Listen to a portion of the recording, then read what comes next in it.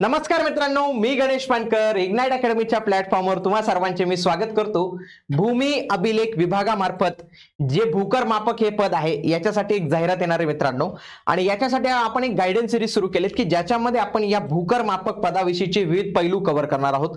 आज आपण एक महत्त्वाचा पैलू तो म्हणजे प्रमोशन कसं होतं, कोणत्या पदावर होतो, किती वर्षांनी होतं आणि प्रमोशन नंतर आपलं पेमेंट किती वाढतं, तर त्या पण गोष्टी आपण पाहणार आहोत। म्हणून तुम्ही हा व्हिडिओ शेवटपर्यंत जो आहे तो पूर्ण बघायचा आहे। आणि तुम्ही देखील या पदासाठी तयारी करत असाल, या भूमी अभिलेख साठी आपण जे आहे तर ती एक बॅच लॉन्च केली मित्रांनो, ऑनलाईन रेकॉर्डेड बॅच लॉन्च केलेली फक्त 999 मध्ये। आणि त्याच्यामध्ये देखील जर तुम्ही आपला हा GM10 कोड यूज करत असाल तर तुम्हाला आणखी 10% सूट जी आहे तर ती मिळणार आहे।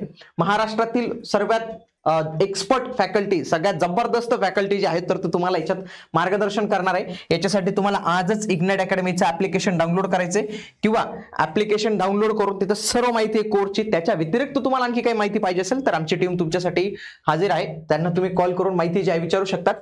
त्याच पद्धतीने आपण फक्त ₹1 पर टेस्ट याप्रमाणे 100 टेस्ट लॉन्च केले आहेत मित्रांनो, ज्याच्यासाठी फक्त आपण फीज ₹99 एवढी जी आहे ठेवलेली। याच्यामध्ये तुम्हाला 100 टेस्ट ज्या आहेत तर त्या पाहायला मिळणार आहे, त्याही IBPS पॅटर्न नुसार।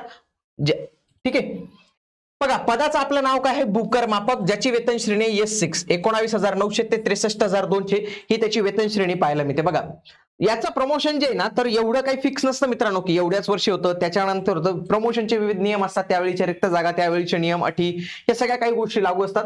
आपलं जे भूकर मापक पद आहे त्याला सर्वेअर ज्याला आपण म्हणतो, बघा त्याचं पे बँड जे आहे 5,200 20,200 एवढं आहे। 1900चं ग्रेड पे आहे आणि S6 ची ती वेतन श्रेणी आहे। ठीक आहे, एवढं आपल्याला कळालं। आता याच्या पुढचं जे आपलं प्रमोशन होतं ना त्याला किमान शक्यतो इथं 10 वर्ष सर्व्हिस लागतेच, 10 वर्ष सर्व्हिस लागतेच मित्रांनो तुम्हाला, की त्याच्यानुसारच तुमचं जे आहे तर कारण ही ग्रुप सी ची पोस्ट आहे, लगेच काय प्रमोशन जे आहे तर ते होत नाही। बघा पहिलं जे तुमचं प्रमोशन होतं, बघा इथे एक सिरियल नंबर तुम्हाला दिसतो, हा आहे ना पदाचा क्रम आहे। मी जे गव्हर्नमेंटचा जो काही पद क्रम येतो, सॅलरी येते, तर त्याच्यावरून हे घेतलेलं, म्हणजे हे सगळं ओरिजिनल गव्हर्नमेंटच्याच वेबसाईटवरून घेतलेली माहिती आहे। 25 नंबरला एक पद येतं, परिरक्षण भूमापक मेंटेनन्स सर्वेअर नावाचं पद येतं, ज्याची 2400ची ग्रेड पे आहे, ते S8 आहे।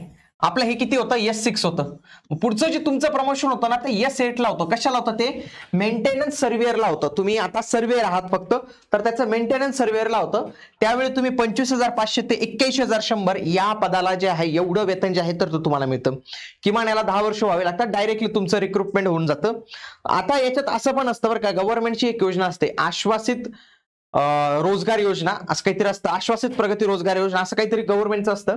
त्याच्या अंतर्गत काय होतं माहितीये का, की जर समजा हे पद खाली नसेल आणि तरी तुम्हाला S6 वरून S8 ची वेतन श्रेणी 10 वर्षानंतर लागू होऊन जाते।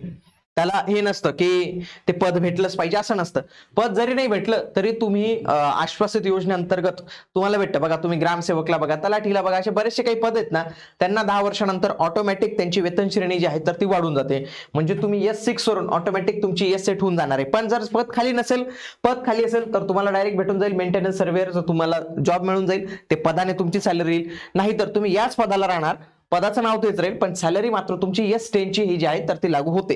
ओके, JEC ला माहिती असतं बघा की तुम्ही सुरुवातीला जे म्हणून सिलेक्ट होतात त्यावेळी S14 असते, S14 ची वेतन श्रेणी असते JEE ला काही ठिकाणी, आणि त्याच्यानंतर काही वर्षांनी लगेच ती काय होऊन जाते, S15 होऊन जाते। ते का होतं, ते गव्हर्नमेंटचे नियम आहेत। त्याच पद्धतीने हा एक नियम असतो की तुम्हाला S6 नंतर S8 पण जे आहे तर ते लागू होऊन जातं। आता S8 शी रिलेटेड जे बाकीचे पद आहेत तर तिथे तुमचं प्रमोशन होऊ शकतं, जसं की बघा दुर्बीण भूमापक आहे, त्याच्यानंतर नजूल परीक्षण भूमापक आहे, तर इथंही तुमचं प्रमोशन होऊ शकतं। पण जनरली इथं हे होतं, पण तिथं नाही झालं तर इथंही तुम्हाला संधी जी आहे तर ती मिळत असते या पदांवर। आता पुढचं जे काही पद आहे याच्यानंतर पुढचं जे काही प्रमोशन आहे ना त्याला विभागीय परीक्षाच द्यावी लागते, त्याच्यानंतर काही प्रमोशन तुमचं होत नाही। त्याच्यानंतर एक महत्वाचं जे पद असतं ते म्हणजे शिरस्तेदार, शिरस्तेदार पद आहे। याची जी वेतन श्रेणी आहे ती S13 ची मित्रांनो, आणि 4200चं ग्रेड पे। बघा सगळ्यात आधी तुम्ही कशाला आले, S6 ला, S6 वरून S8 ला आले, S8 वरून S13 ला येणार तुम्ही। S13 ला आल्यानंतर बघा 35,400 1,12,400 एवढी तुमची वेतन वाढ जी आहे तर ती होत असते। S8 वरून तुम्ही S13 वर जे आहे तर ते जात असतात, मधलं काही पे बँड तुम्हाला भेटत नाही, म्हणजे S10 वगैरे तसं नाही, डायरेक्ट S13 वरच तुम्ही जे आहे तर ते जात असतात। आता S13 लाच जे आहे तर ते अल्टरनेटिव्ह पण आहेत बघा, प्रमुख लिपिक, वरिष्ठ लिपिक, कारण की आपलं जे भूकर मापक लिपिक आहे तर त्याला ऑर लिपिक पण म्हणतात, त्याला लिपिकची काम जिल्हा ऑफिसला त्याला दिली जातात, म्हणून इथं होतं. पण इथं जनरली दिलं जात नाही तुम्हाला. यांची कामं जरी लागली तरी तुम्हाला शिरस्तेदार हेच नाव जे आहे तर ते देऊन देतात. त्याच्यानंतर बघा मुख्यालय सहाय्यक आहे आणि प्रमुख भूमापक आहे, तर हे पण देऊ शकतात. हेड सर्वेअर पण पद तुम्हाला इथं जे आहे तर ते प्रमोशन भेटतं. पण जनरली शिरस्तेदार म्हणून तुम्हाला जे आहे तर ते पुढं प्रमोशन जे आहे तर ते मिळत असतं बघा. मग त्याला ही परीक्षा जी आहे तर ती द्यावीच लागते मित्रांनो, कारण की S8 वरून S13 जाणं हे काही सोपी गोष्ट नाही आहे. परंतु हे S13 जरी गेलं ना, ही नॉन गॅजेटेड पोस्ट आहे बरं का, हे लक्षात घ्या. ही नॉन गॅजेटेड पोस्ट आहे. बघा इथं पण दिले बघा, नॉन गॅजेटेड ग्रुप बी ची पोस्ट आहे. ही ग्रुप बी ची पोस्ट आहे. ही ग्रुप सी ची पोस्ट आहे बरं का, ही ग्रुप सी ची पोस्ट आहे. ही ग्रुप बी आहे पण ही नॉन गॅजेटेड आहे, हे लक्षात घ्या तुम्ही. याच्या पुढे पण तुमचं प्रमोशन होऊ शकतं. आता याच्या पुढचं जे काही प्रमोशन असतं ना तर ते तुम्ही डायरेक्ट गॅजेटेड ऑफिसर लावतात. बघा इथं पुढचं जे काही प्रमोशन होतं S14 नंतरचं बघा, डायरेक्ट तुमचं S15 पर्यंतचंही तुमचं प्रमोशन होऊ शकतं. ज्याच्यामध्ये बघा सगळ्यात आधी कार्यालय अधीक्षक हे एक पद आहे, किंवा परीक्षा विधीन तालुका निरीक्षक, कार्यालय निरीक्षक, जिल्हा निरीक्षक. तर हे जे काही पद आहेत तर या पदांवर तुमचं प्रमोशन पुढचं होऊ शकतं. पण शक्यतो एवढ्या पदापर्यंत कोणी जातच नाही मित्रांनो, तेवढी सर्व्हिस लागते. त्याच्यानंतर तुम्हाला त्या राहिलं पाहिजे. विशेष तालुका निरीक्षक हे पण S15च आहे आणि गॅजेटेड आहे. बघा S15च्या याच्यामध्ये विशेष तालुका निरीक्षक तुम्ही होतात, किंवा अधीक्षकला जाऊ शकतात पुढे, पण एवढं जाणं शक्यच नाही. तालुकावरच तुमचं जे आहे तर ते एंड होऊन जाते सर्व्हिस. जास्तीत जास्त तुम्ही S15ची 41,800 1,32,300 पर्यंत जाऊ शकतात. काही लोक अधीक्षकला पण जातात. आता मी काही माहिती विचारली, त्यांनी सांगितलं मला की अधीक्षक पर्यंतही काही लोक जातात.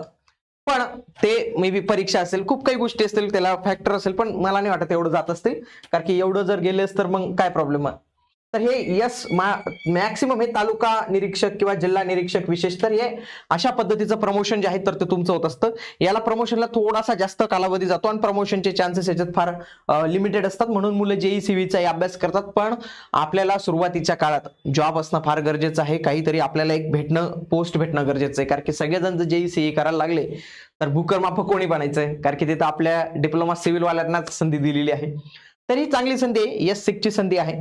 फॉर्म भरा, अभ्यास करा. नॉन टेकचा तुम्ही ऑलरेडी अभ्यास करत आहात, कारण की बऱ्यापैकी तुम्ही आता आपल्या सरसेवा पाहिला, मनपा पाहिली, तर त्याच्यामध्ये तुम्हाला नॉन टेकचा अभ्यास करावाच लागतोय. इथं तोच अभ्यास जास्त मार्कांना नाही, फरक काय, किंवा तुम्हाला वाटतं तयारी करायची थोड्याशा कालावधीत, लगेच एक परीक्षा आणि थेट निवड आणि लगेच निवड पाहिजे, कॉम्पिटिशन कमी पाहिजे, तर तुम्ही आपली ही बॅचच्या माध्यमातून तुमची तयारी करू शकतात. याच्या आधी तुमची काही तयारी झाली असेल, तुम्हाला वाटतं की मला पॅटर्न समजून घ्यायचं, मला तयारी करायची, तर तुम्ही टेस्ट सिरीज जॉईन करा. टेस्ट सिरीज तुम्ही नक्कीच जॉईन केली पाहिजे, कारण की टेस्ट तुम्हाला कळणार नाही. आणि आपली ₹1 टेस्ट सिरीज आहे फक्त मित्रांनो. ₹1 एक टेस्ट, अशा जवळपास तुम्हाला 100 टेस्ट जे आहेत तर ते फक्त आपण ₹99 उपलब्ध आहे तर ते करून देत आहोत. आलं लक्षात. तर या सगळ्या गोष्टी ज्या आहेत तर तुम्ही लक्षात ठेवा. येणाऱ्या काळात आपण आणखी काही व्हिडिओ जे आहेत तर ते घेऊन येणार आहोत. त्याच्यासाठी तुम्ही आपलं हे जे चॅनल आहे तर ते जरूर सबस्क्राईब करून ठेवा. आणि तुम्हाला कोणत्या टॉपिकवर व्हिडिओ हवा आहे हे देखील कमेंट बॉक्समध्ये कळवत चला मित्रांनो. त्याच्यावर आपण रिसर्च करून जे कोणी ऑलरेडी भूकर मापक आहेत त्यांच्याशी चर्चा करून आपण त्याच्यावर जे आहेत तर ते लवकरच व्हिडिओ घेऊन येऊ तुमच्यासाठी. भेटूया पुढील व्हिडिओमध्ये. तोपर्यंत जय हिंद, जय महाराष्ट्र, धन्यवाद.